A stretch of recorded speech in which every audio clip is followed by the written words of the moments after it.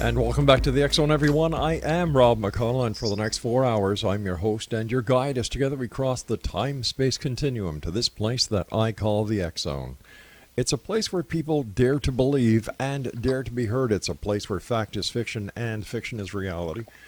And the X Zone comes to you Monday through Friday from 10 p.m. Eastern until 2 a.m. Eastern, right here on the X Zone Broadcast Network, Talkstar Radio Network, Mutual Broadcast Network, iHeartRadio, Simul Radio, and Simul TV. If you'd like to see the broadcast schedule that we have for you 24/7, 365 on the X Zone Broadcast Network, visit www.xzbn.net. And for the X Zone TV channel, which is channel number 21 on Simul TV, www.simultv.com. Exonation, my guest this hour is Mark Carlotto. He is an aerospace engineer with over 30 years of experience in satellite imaging, remote sensing, signal and image processing, pattern recognition, and app development. Mark received his PhD in electrical engineering from Carnegie Mellon University in 1989. It has been published over 100 technical articles and written 6 books. Now, in his latest book, in Before Atlantis, Mark draws from his unique background and experience to propose new answers to the basic questions concerning human origins, ancient technology, and archaeological enigmas. His website is beforeatlantis.com. And Mark, welcome back to the X Zone. It has been way too long. Hello, Rob. Thanks for having me. A lot of people, and I'd like to ask you this, it's totally off base of what we were going to talk about tonight and what we are going to talk about tonight. There seems to be a renewed interest in the hollow earth theory. And as somebody who works in the aerospace engineering, talking about imaging, remote sensing, and so on, what is your take on the hollow earth theory or the hollow earth project, or however you want to call it? Oh boy. Well, I mean, I've heard of it, Yeah. but honestly, it's actually almost sort of in contrast to what we'll be talking about tonight, because in a sense, what we're talking about tonight is the idea of a pole shift of the surface of the Earth, the crust sliding over the mantle. And so it's got to slide over something, substantial and molten and hot. So I don't know where the hollow earth would fit into that. Well, why I asked you, Mark, because I did go over the information that we're going to be talking about tonight. And a number of the proponents claim that there is a hole in the North Pole and a hole at the South Pole that allows, in Antarctica itself, that allows people access to the inner Earth. And I thought maybe you might have a theory on that, but I respect your honesty. Well, I try to stick to what I know. Sure. And I appreciate that. I really do. You were involved in the Mars investigation going back into the 1980s, 1990s. What have you been doing since then, Mark?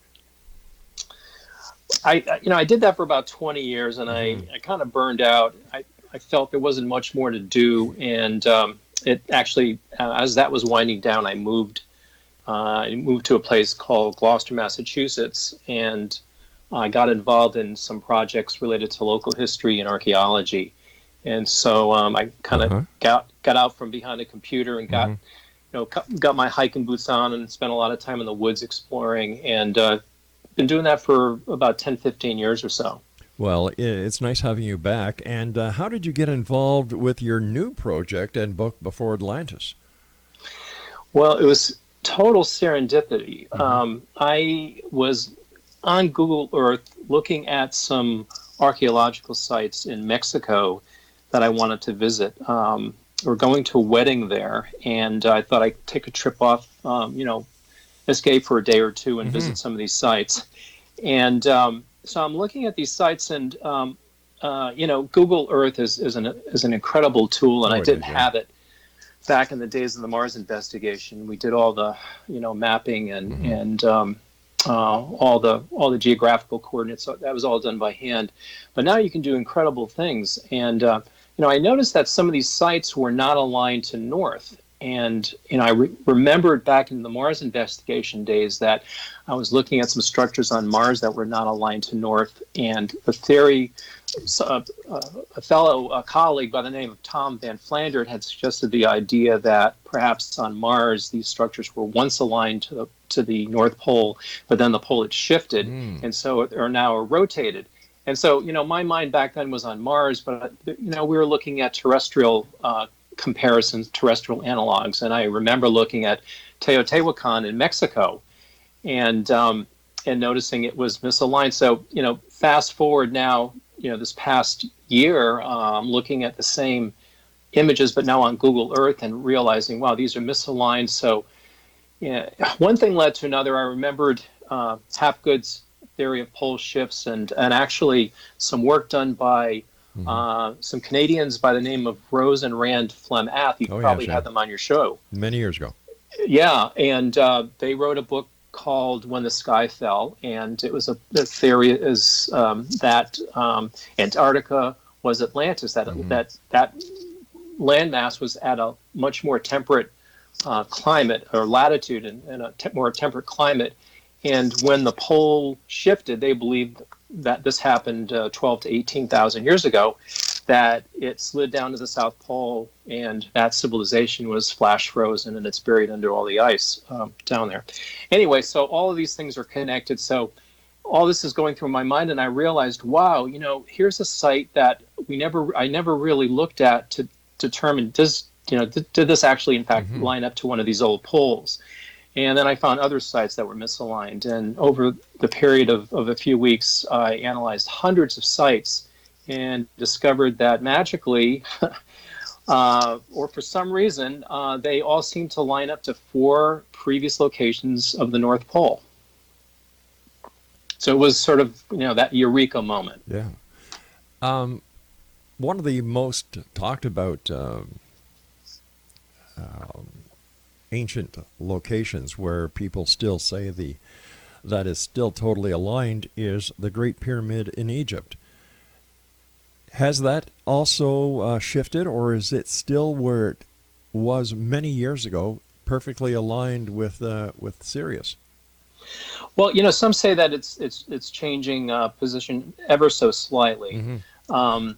There's a really interesting theory. I'm sure you're familiar with it, which is the Giza horizon correlation theory, which is that the pattern of the 3 pyramids in Giza match the 3 stars in Orion's belt. Right.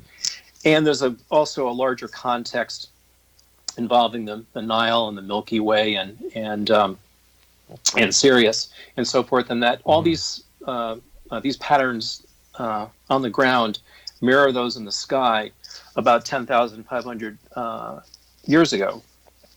And so this date is after this last pole shift. So the last pole shift, and what Charles Hapgood had discovered, and we can get maybe into this a little bit later, sure, but not to get too far into it right now, but he discovered that there were several positions of the pole that could explain climate change, and that a previous position of the pole in Hudson Bay, north of you, could have been the cause of the Wisconsin glaciation when this giant ice sheet covered Canada and North America, back prior to 12,000 years ago or so. And so when the pole shifted from Hudson Bay to the current North Pole, the glaciers moved north and so forth. And so all this, so the pyramids in Egypt are aligned to the cardinal directions to current north now. So this, by the theory that I'm proposing, these were built after the last pole shift. But something built before the pole shift, say Teotihuacan, that was aligned to a pole in Hudson Bay. So when that was built, that was pointed north, say 20,000 to 50,000 years ago. And then when the pole shifted back 10 to 18,000 years ago, that shifted position in latitude and also rotated, because when the poles shift, it's kind of like the crust moves over the mantle of the Earth. It's kind of like a wheel. And so some points shift laterally, Others, if you're at the axle of that rotation, they just kind of rotate. But, Teotihuacan both shifted and rotated. So after that happened, sometime after that, the Egyptians, by this theory, that I'm proposing, they built the structures in Egypt, and so they are aligned and have remained aligned. All right, Mark, we've got to take pole. a break. Please stand by. Explanation. Dr. Mark Carlotto is our special guest this hour. www.beforeatlantis.com. We'll be back on the other side of this break as we continue here in the X Zone from our broadcast center and studios in Hamilton, Ontario, Canada. I'm Rob McConnell. Don't go away.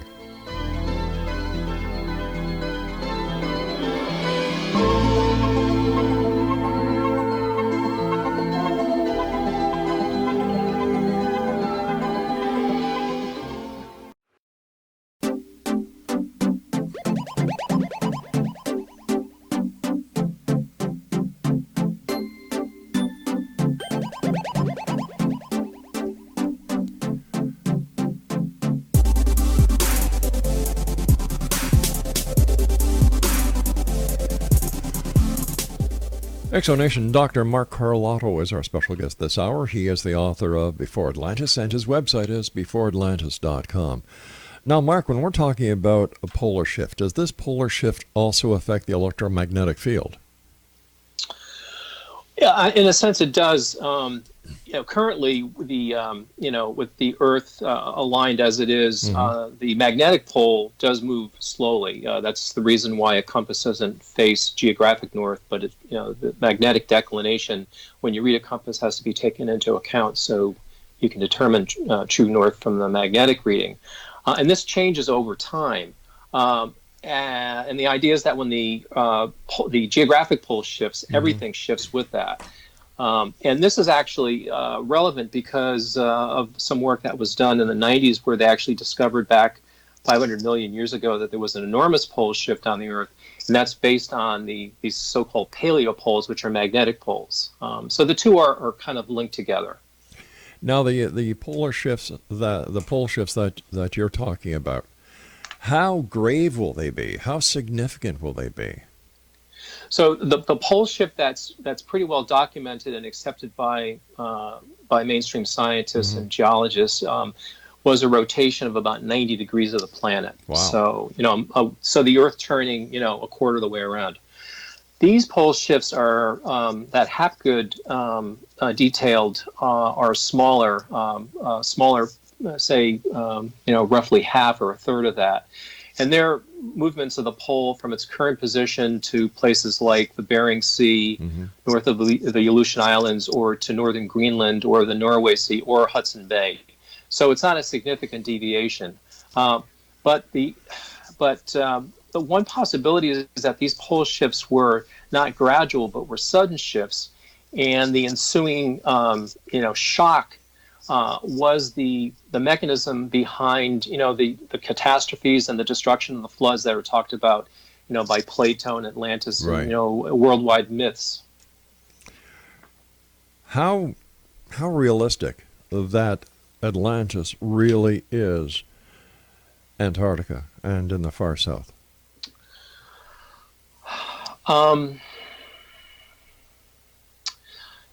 I don't, it's possible that there is something under the South Pole in Antarctica. It's likely, if that was a temperate landmass, that there is something to be found there. Someone, when I was working on the book, telling him what I was doing, I told them the title, and they said, you got to ditch the title because that's going to get you into trouble. I says, well, not really, because I'm not looking for Atlantis per se, but what is talked about in the book and what I discovered was a much broader context. There might have been a place called Atlantis, and it could have been at the South Pole. Right. It could have also been in the Yucatan. That's actually what I'm leaning more towards based on the data in the book. But the point in the book is that it was a worldwide civilization that existed for hundreds of thousands of years. And Atlantis was a part of that. So where in history did we go wrong where we basically restarted our civilization and our societies? Well, in a sense, we're always going wrong. I mean, it's human nature. We tend to forget. We want to forget. We tend to marginalize, as particularly things that we don't understand or that are threatening. And Graham Hancock talks about this amnesia that our civilization has. I think it's human nature, and I think I think it's probably been going on as long as humans or Neanderthals or Denisovans have been in existence. It's probably a trait that we all these species have, and it leads to forgetting our past and then trying to rediscover it, and that's what this is all about. What are the results of your new dating? For example, how old, say, is Machu Picchu? So Machu Picchu would have been aligned to the pole in the Bering Sea, and that could be 80,000 years old or older. That's the oldest. So sites in Peru's Sacred Valley would be among the oldest. But there's also other sites in Europe and Northern Africa that are equally old because they too point to that ancient pole. Are we talking about the Acropolis? So the Acropolis the Acropolis actually is aligned to the Greenland pole. So that would have been more like 50,000 years ago.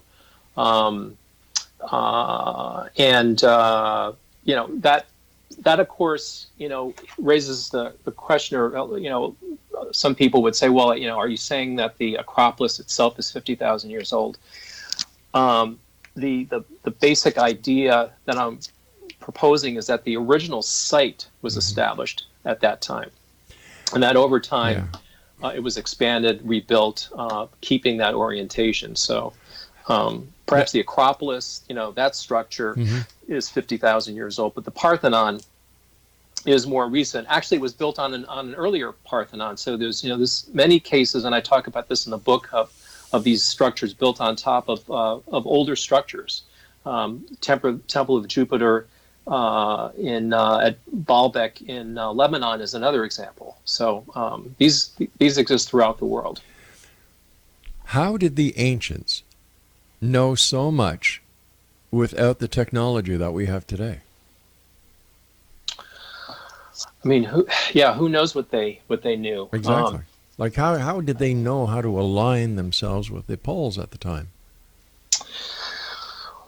Well, aligning something to north, all that takes is patience and accurate measurements. By measuring, putting a stick on the ground and measuring the position of the sun. And there's methods of intersecting circles. You can get pretty good accuracy. That's how they think the Egyptians did it to the current pole. There's an assumption is that humans haven't changed. That that our hunter-gatherer forefathers were no less intelligent. They didn't have the technology we had, but they were equally intelligent, and they could figure a lot of this stuff out.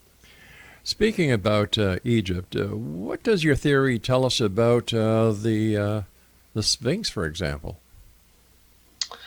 Well, the Sphinx is part of the same complex, and back during my days of the Mars investigation, I spent a little bit of time with Robert Bauval and Robert Schoch and John Anthony West and Graham Hancock, and that was when a lot of these theories were coming out. In particular, West had proposed the idea that the Sphinx was much older, and then Schoch, through his analysis, determined that it likely was based on water erosion. And this theory pushed back the age of the Sphinx from like 31, like something like 3100 BC to perhaps 7000 BC or earlier, which at that time, and by sort of more conventional alternative theories, if I can use that term, is considered old. This non-conventional alternative theory that I'm proposing just simply has that period of time being the latest since the last pole shift, but there are other periods of time that take you back into much more vastly ancient time frames, going back not 1,000 or 10,000 years, but to 100,000 years. If there was a pole shift tomorrow, how would it affect us in present-day society?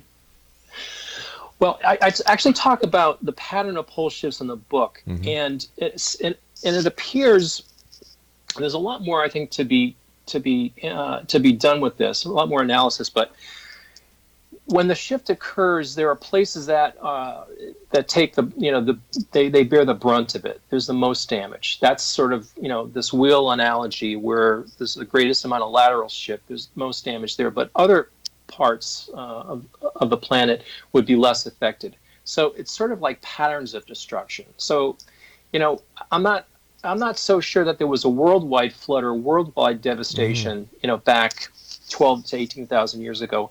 I think it affected some areas more than others. So as a result of that, the planet was not completely destroyed, but it just, there was just more destruction in some areas than others, and some areas more disrupted than others. Looking in the history as it is written and taught, how different is the history that you believe compared to the history that is written about? Well, that history is being rewritten now because back about 10 years ago, they discovered this cave in Siberia. Mm-hmm. With this new humanoid species, the Denisovans, and that is completely rewriting the whole book on the origin of man. And what's interesting, it's all genetically, a lot of the research is genetically based, and they're able to pull out all sorts of information. And so, I think where I'm going with this theory is kind of in the same direction that these new discoveries, new avenues that they're beginning to open up. So I think there's a convergence. All right, stand by, Mark. Thanks so much for coming on the show. Very interesting topic. And Exonation, if you'd like to find out more about our guest this hour, Dr. Mark Carlotto, visit his website, beforeatlantis.com. And Mark and I will be back on the other side of the news as we continue here in the X Zone from our broadcast center and studios in Hamilton, Ontario, Canada. My name is Rob McConnell. Don't go away.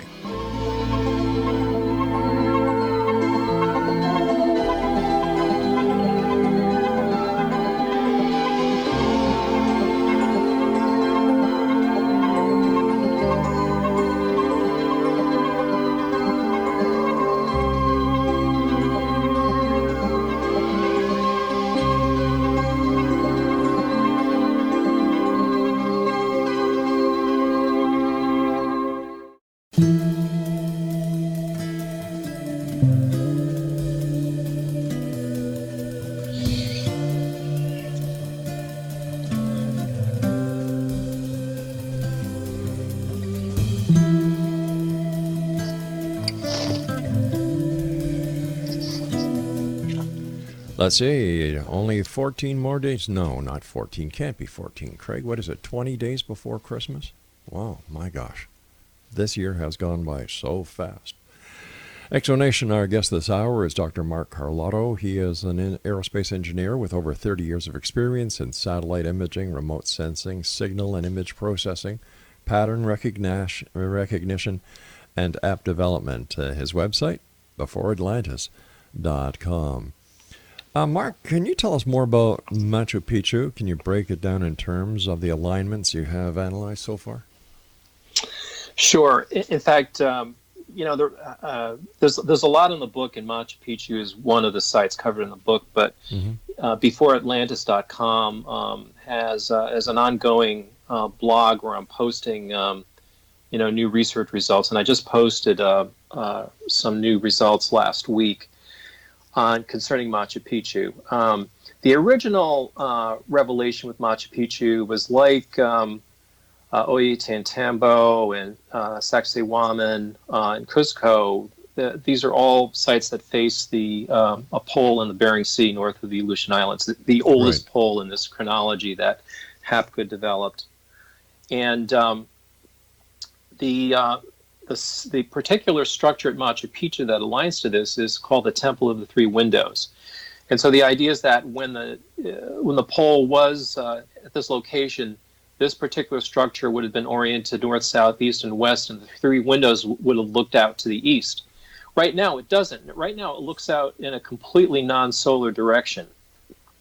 And what's interesting is that that site is consists of several parts.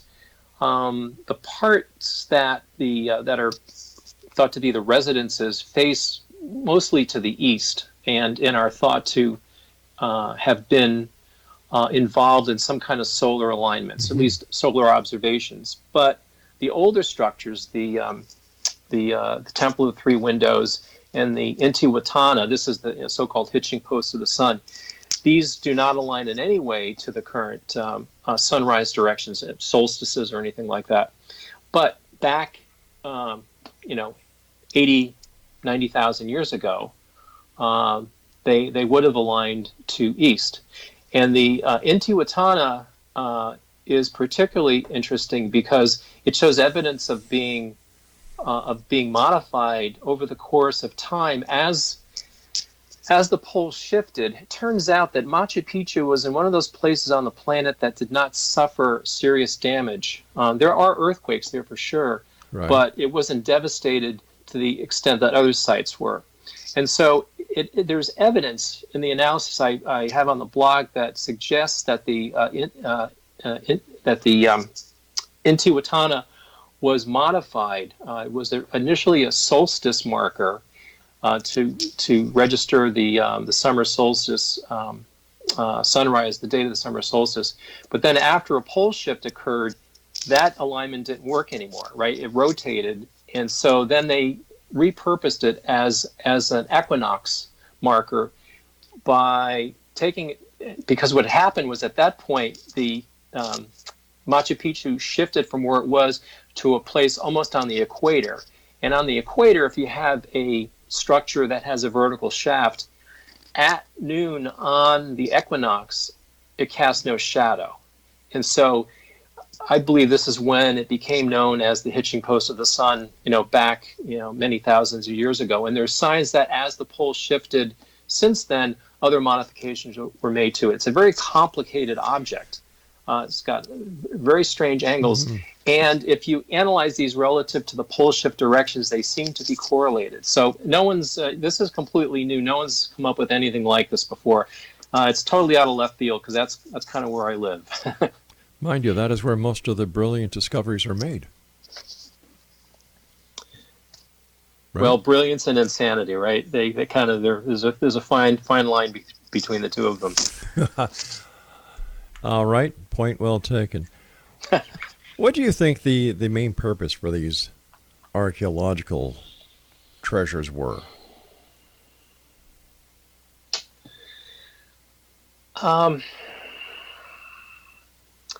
These are all impressive sites. Yes, they are. Yeah. The oldest sites have the largest stones. The stones that we can't figure out how they were quarried, transported, shaped, fitted, erected. It's not just the Sacred Valley in Peru, but the other structures, other enormous structures, are like at Baalbek. These are 1,000+ ton stones that have been quarried, partially quarried. There's indications that there's even more stones underground that are buried. These were obviously sites that had important symbolic significance, ceremonial significance. Perhaps look at the grand buildings in our civilization. You look at the obelisk, the Washington Monument. Yes. It's an important symbolic structure, subject to certainly a lot of controversy, but if there's an esoteric meaning and all that to it, but certainly symbolizes greatness and power and strength. And so, I think these sites had they were built with the same mentality. They were built by humans, and like I said, I don't think humans have changed. I think we've always been the same. Just the technology has been different. All right, but if we're looking at these magnificent structures around the world, do we see similarities that would suggest that there was communication over the great and vast distances that these archaeological wonderments are actually found. For example, Peru, the Machu Picchu, to the Great Pyramids, to the Acropolis. There has to be something here that connected all these different locations. Any ideas on what they were? Or what they are, I should say. Well, yeah, others have noticed similarities in construction techniques, in shapes of some of these monoliths, of like protruding stubs of special cutouts for putting in metallic structures to join them together. It's not the area that I specifically pursued in Before Atlantis, but others have found similarities in construction techniques and materials used. They always tend to, if available, use the hardest, most durable stones. Others have found similarities based on iconography. And that's been probably subject to the greatest amount of criticism, because you start getting, it starts to become very subjective. And I think what's appealing about the approach I've taken is it's totally based on geometry and math. And so I found these correlations. The correlations exist. Anyone can go to Google Earth and draw lines and show and see that these points converge to these pole locations, that these were points of alignment. And then the fact that they're correlated with these previously identified poles that were derived based on climate change analysis. In other words, Hapgood, believe that this pole in the in Alaska explained the fact that North America was cold, but Europe was warm at the time. So that's I'm trying to stay. I think what I'm trying to say is that the analysis that I've been pursuing is more quantitative. So there's less subjectivity. It's no less valid. I mean, these are all valid ways of analyzing the similarities. And to your point, I agree that there are many similarities between these structures, between structures across the world. And mainstream science has no answer for that, and that's why I think this is a very exciting area, because you see constantly people sharing photos and discoveries on Facebook, and it's like there's just so much excitement. It's really gratifying to be a part of it. What do we hope to learn from your discoveries, and how will it affect us in the future? So I think I'm hoping that someone that has the ability and the means might decide to, say, do some deep excavations. Right. Because that's, if these sites, if, say, the Parthenon or the Acropolis is 50,000 years old, if you keep digging under, you keep going down, you should find something else. There should be more stuff there. And so that's the only way this hypothesis will get advanced to a theory, is to actually have some independent means of verifying it. So I think excavations. This actually had started back in the early 1900s. There was a mineralogist by the name of William Niven who did a lot of research in the Valley of Mexico, and he did stratigraphic analysis of hundreds of clay pits, and he came to the conclusion that there was a broad cataclysm that occurred in Mexico tens of thousands of years ago, and this actually correlates to much of what I describe in the book, and it's in the book. All right, Mark, I hate to do this, buddy, but we've got to take our final break for this hour. Sure. Exonation, Dr. Mark Carlotto is our special guest this hour. www.beforeatlantis.com, and Mark and I will be back as we wrap up this hour here in the X Zone from our broadcast center and studios in Hamilton, Ontario, Canada. I'm Rob McConnell. Don't go away.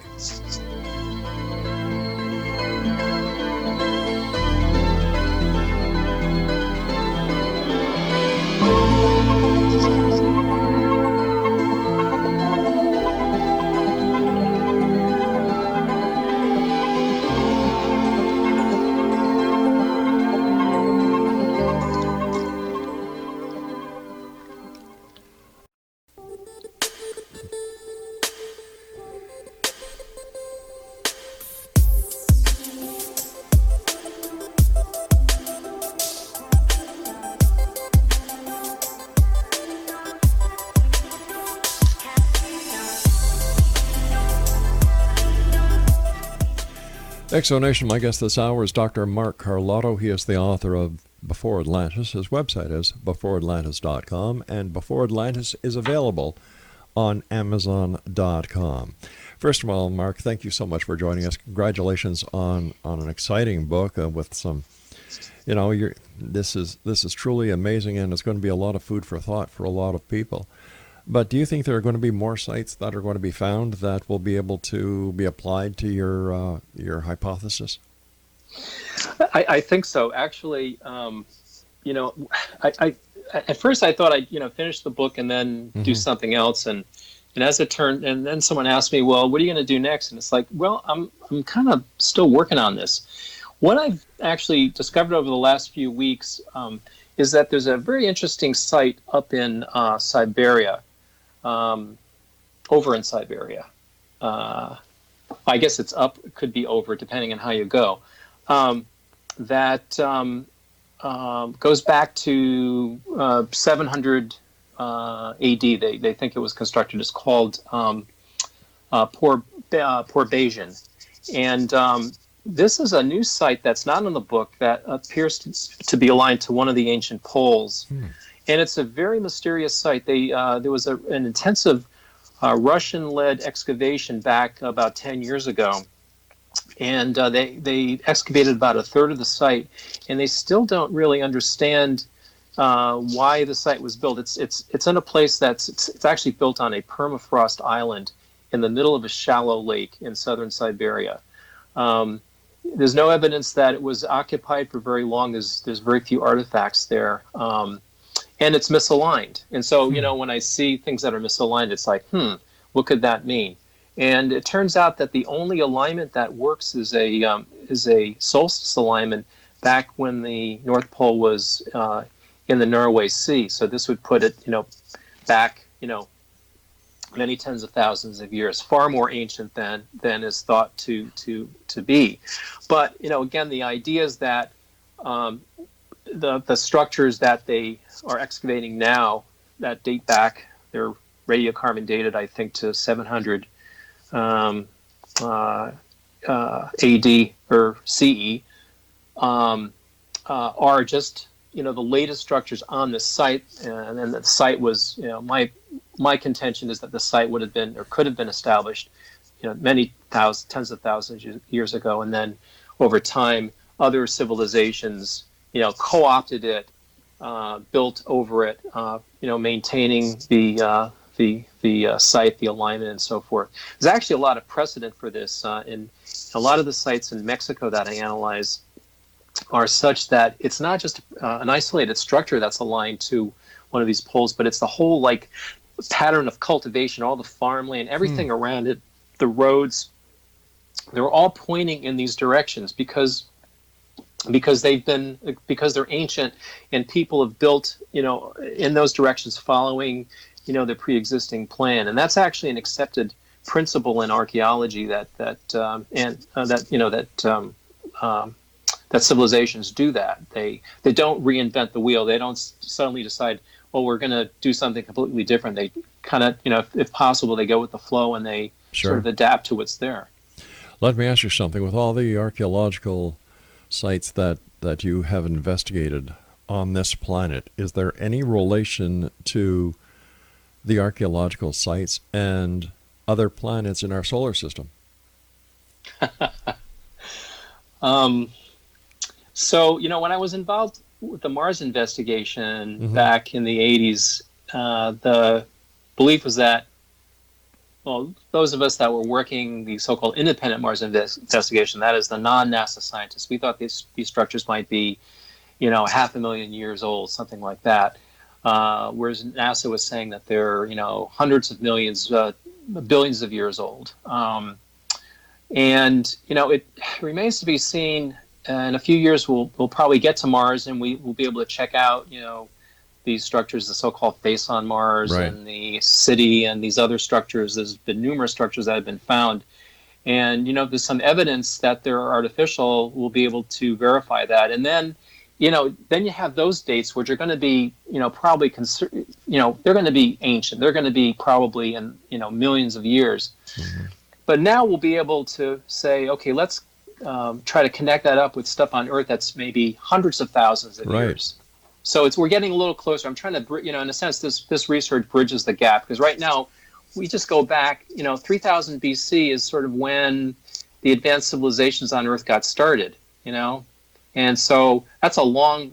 There's not a lot happening according to the current, paradigms before 3000 BC.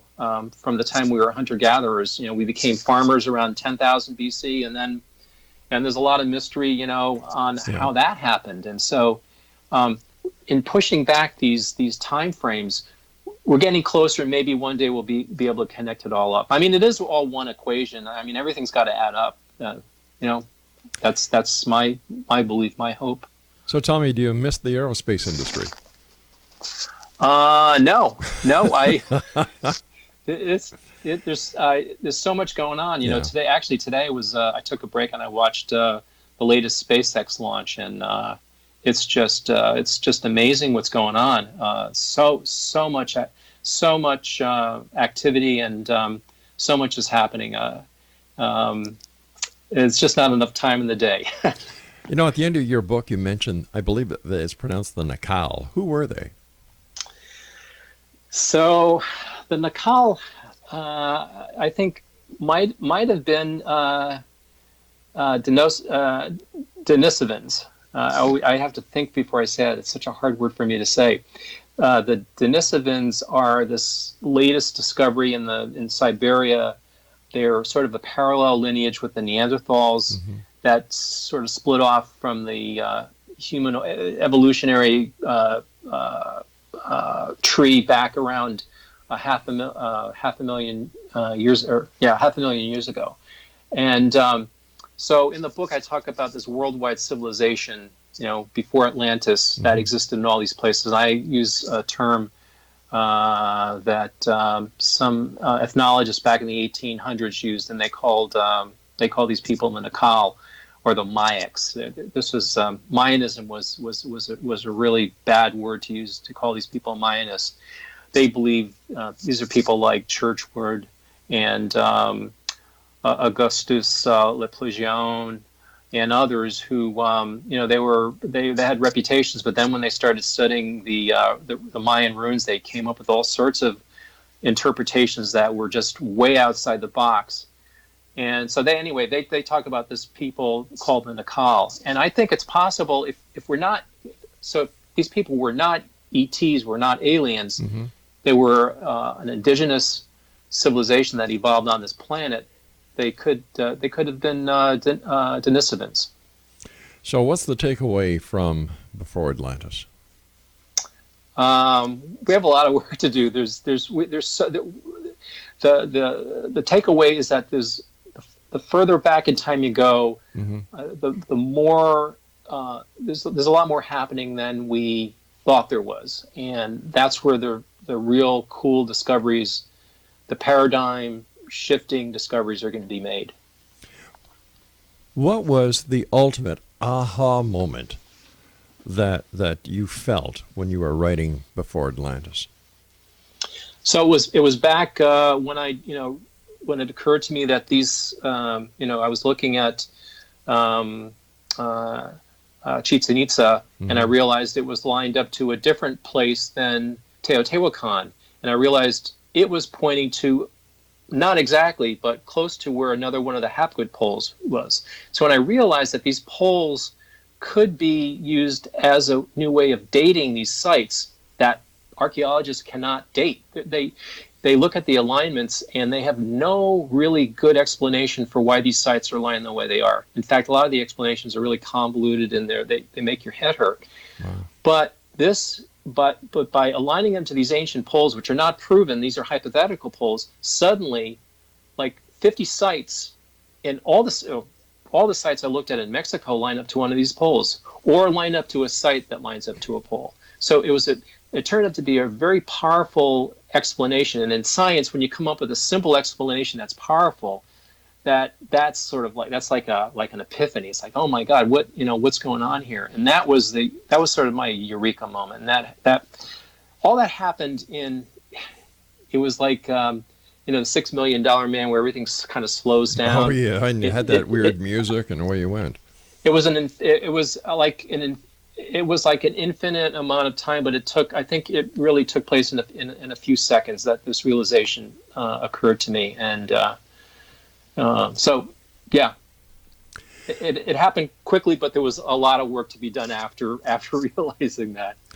Well, Mark, we have to say so long for tonight. I want to thank you so much for joining us. Continued success, and keep us in the loop on what's going on. We'd love to have you back on. So let our listeners know where they can find out more about you and where they can get a copy of your book. Yeah, so the if you go to beforeatlantis.com, that's the main website, and it's a blog. I haven't done a blog before. I didn't do blogs didn't exist, I don't think, when I was doing the Mars research. Anyway, it's a great way of updating the research. So I'm posting. I try to post something new every week or two, time permitting. And there's a few posts there. One on Machu Picchu. And, Mark, I've got about 20 seconds. Tell us where we can get your book. And then if you go to beforeatlantis.com, there's a link to the book from there. You can get it on Amazon. Thanks, Mark, Rob. take care of yourself, and to you and yours, the very merriest of Christmases. And to you. Thank you very much. My pleasure, sir. Exonation Mark Carlotto has been our guest this hour. His website is beforeatlantis.com, and I'll be back on the other side of this break as we continue here in the X Zone from our broadcast center and studios in Hamilton, Ontario, Canada. I'm Rob McConnell. Don't go away.